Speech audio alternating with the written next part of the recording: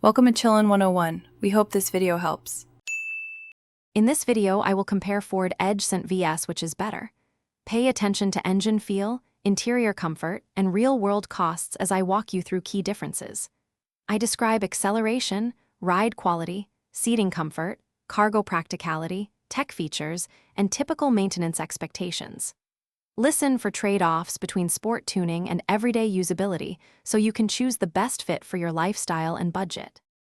This section compares performance traits to help you understand how the SD drives versus other Edge models. Expect stronger throttle response, firmer suspension, and more aggressive steering calibration that suit spirited driving. You may sacrifice a touch of comfort for better cornering and feel, but daily highway cruising remains composed. Consider whether you value sporty character or a softer, more comfortable ride for commuting and family trips. Quick recommendation: if you pack lunches for drives or commutes, these leak-proof containers make meal prep easy and mess-free, with secure lids that survive tossed bags.